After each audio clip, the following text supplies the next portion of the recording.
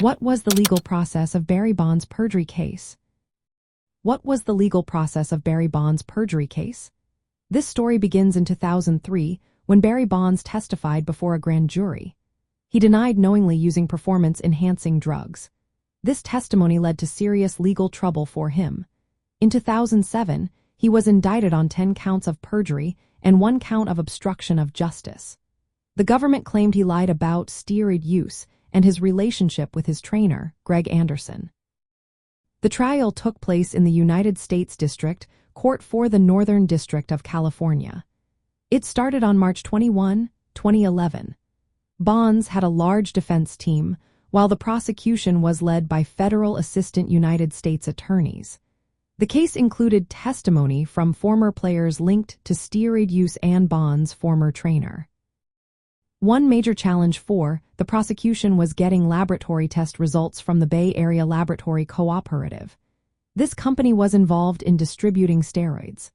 However, Greg Anderson, who was crucial to the case, refused to testify. His refusal resulted in him being imprisoned for contempt of court. The prosecution tried to use other witnesses connected to the laboratory, but the defense contested this evidence.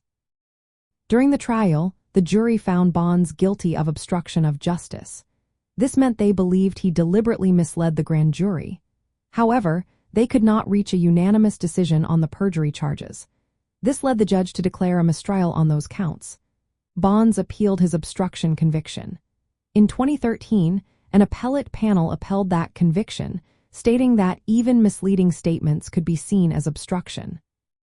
But in 2015, a larger appellate panel overturned the conviction by a vote of 10-1. This effectively exonerated Bonds on that charge. From the perspective of sports legends, this case highlights the intense scrutiny athletes face regarding drug use. It shows how legal issues can impact an athlete's reputation and legacy. The challenges prosecutors face in proving perjury are evident, especially when key witnesses refuse to cooperate. Bonds' case serves as a reminder of the legal risks athletes encounter when questioned about drug use. The lengthy legal process illustrates how these cases can drag on for years, affecting both the athlete's career and their standing in sports history. The Barry Bonds case remains a significant example of the intersection between sports and the law, showcasing the challenges and public criticism athletes endure.